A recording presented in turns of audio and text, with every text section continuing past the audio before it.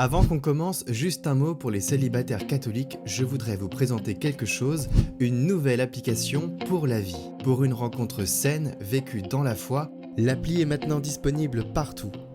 Le lien est en description et je vous en parle plus à la fin de la vidéo. Bonne lecture à tous.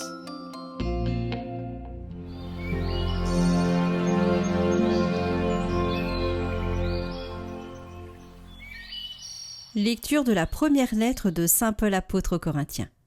Frères, vous qui avez été appelés par Dieu, regardez bien. Parmi vous, il n'y a pas beaucoup de sages aux yeux des hommes, ni de gens puissants ou de haute naissance. Au contraire, ce qu'il y a de fou dans le monde, voilà ce que Dieu a choisi pour couvrir de confusion les sages. Ce qu'il y a de faible dans le monde, voilà ce que Dieu a choisi pour couvrir de confusion ce qui est fort. Ce qui est d'origine modeste, méprisé dans le monde, ce qui n'est pas, voilà ce que Dieu a choisi, pour réduire à rien ce qui est. Ainsi, aucun être de chair ne pourra s'enorgueillir devant Dieu. C'est grâce à Dieu, en effet, que vous êtes dans le Christ Jésus, lui qui est devenu pour nous sagesse devant Dieu, justice, sanctification, rédemption. Ainsi, comme il est écrit, « Celui qui veut être fier, qu'il mette sa fierté dans le Seigneur. »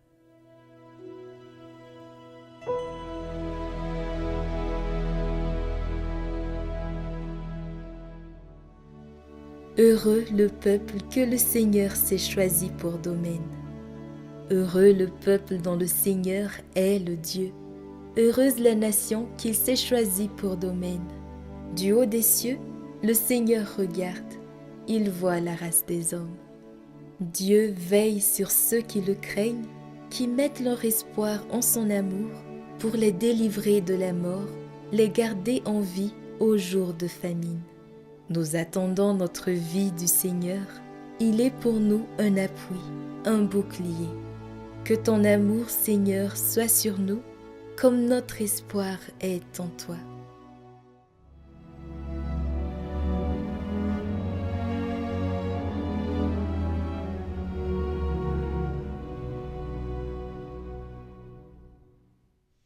Évangile de Jésus-Christ selon saint Marc.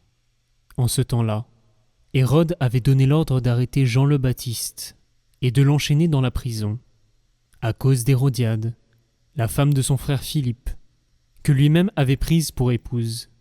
En effet, Jean lui disait « Tu n'as pas le droit de prendre la femme de ton frère. » Hérodiade en voulait donc à Jean, et elle cherchait à le faire mourir.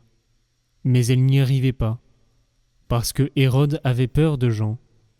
Il savait que c'était un homme juste et saint, et il le protégeait. Quand il l'avait entendu, il était très embarrassé. Cependant, il l'écoutait avec plaisir.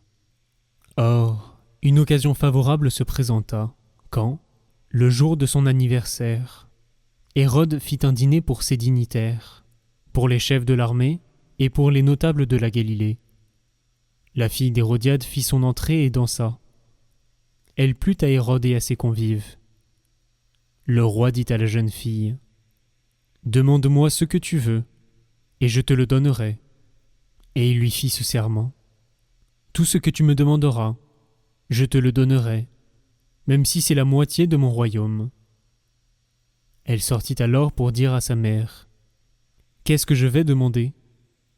Hérodiade répondit, « La tête de Jean, celui qui baptise. » Aussitôt la jeune fille s'empressa de retourner auprès du roi, et lui fit cette demande. « Je veux que, tout de suite, tu me donnes sur un plat la tête de Jean le Baptiste. » Le roi fut vivement contrarié, mais à cause du serment et des convives, il ne voulut pas lui opposer un refus. Aussitôt il envoya un garde, avec l'ordre d'apporter la tête de Jean. Le garde s'en alla décapiter Jean dans la prison. Il apporta la tête sur un plat, la donna à la jeune fille, et la jeune fille la donna à sa mère. Ayant appris cela, les disciples de Jean vinrent prendre son corps, et le déposèrent dans un tombeau.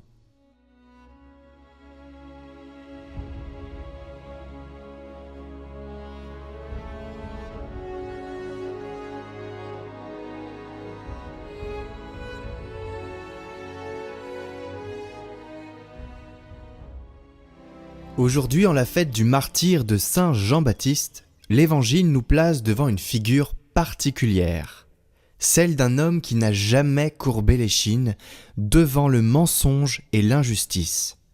Jean est prophète, non pas seulement par ses paroles, mais par sa vie donnée. Face à Hérode, il aurait pu se taire, trouver des compromis, se protéger, mais il savait que la volonté de Dieu est sainteté, et qu'il n'y a pas de sainteté possible sans vérité. En dénonçant le péché d'Hérode, il ne s'érige pas en juge. Il rappelle seulement la loi de Dieu, et c'est ce que nous avons à faire aussi, nous. Il lui dit « Tu n'as pas le droit de prendre la femme de ton frère ». C'est cette fidélité, cette liberté qui l'a conduit en prison, puis à la mort. Mais sa mort n'est pas un échec. Comme le dit Origène, jusque dans ses chaînes, il enseignait encore, et sa décapitation devient le sceau d'une vie entièrement consacrée à préparer le chemin du Christ. Alors, chers amis, votre devoir n'est pas de convaincre absolument, c'est de dire, de rappeler la loi du Seigneur, dans une oreille qui peut ou qui doit l'entendre. Cela vous place non comme des juges, mais comme des personnes qui ont souci des autres. Parce que vous avez peut-être accès à cette vérité et d'autres n'ont pas cette vision, n'ont pas accès à cette vérité. Donc ce témoignage de Jean résonne aujourd'hui comme un appel à chacun.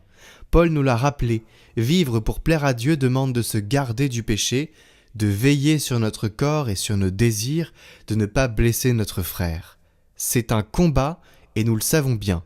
La voix de Dieu en nous est parfois étouffée par le vacarme des passions, par la peur d'être rejeté, par la tentation de céder aux logiques du monde, qui nous sont accessibles aujourd'hui par de multiples scripts, de multiples histoires qui viennent introduire insidieusement certaines mauvaises graines comme de l'ivraie dans notre cœur.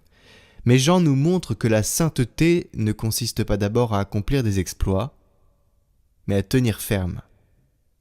Et oui, tenir ferme, c'est déjà pas mal. Rester debout, même lorsque tout pousse à se taire. Nous sommes appelés, nous aussi, à être des témoins de la vérité, même au prix de l'incompréhension.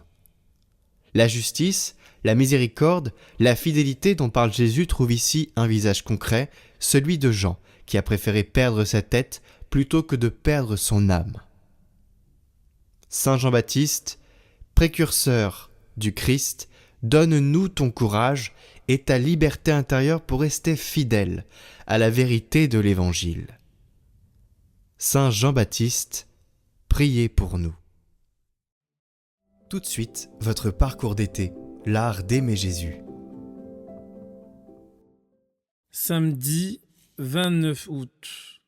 Ce qui fait la vraie dévotion. C'est une erreur et parfois une grande ruse de l'ennemi, observe saint François de Sales, que de vouloir estimer sa dévotion d'après les consolations que l'on éprouve. Au service du Sauveur, ajoute-t-il, la vraie et solide dévotion consiste en une volonté constante, résolue, prompte et active d'exécuter ce que l'on sait être agréable à Dieu.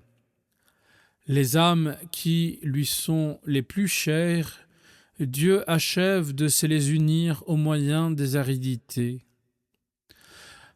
L'obstacle à la véritable union avec Dieu, c'est l'attachement à nos inclinations déréglées.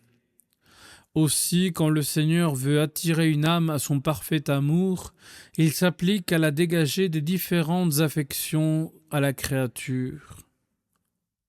Appelées par Dieu à son amour, bien des âmes s'engagent dans la voie de la perfection et font un peu de chemin tant que durent les douceurs spirituelles.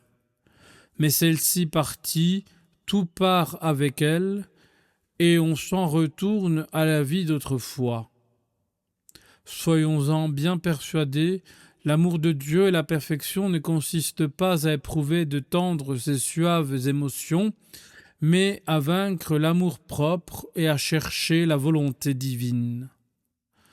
Qu'il nous console ou nous afflige, Dieu mérite le même amour.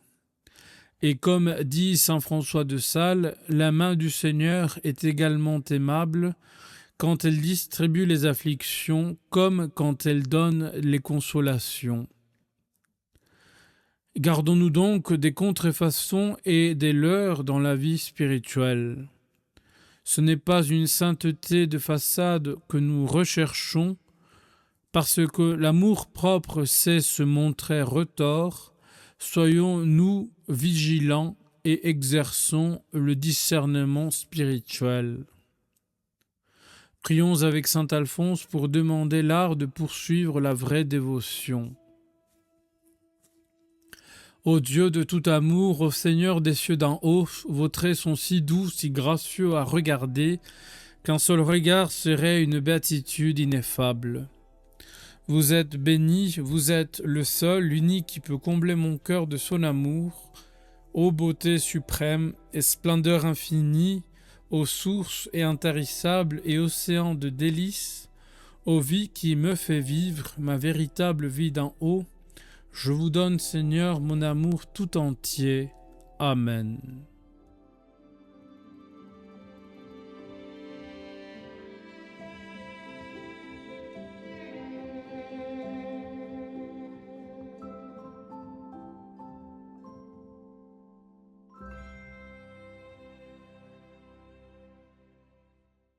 Je vous présente une application exclusivement catholique qui s'appelle Pour la vie. Il faut savoir que plus d'un couple sur deux se rencontre en ligne.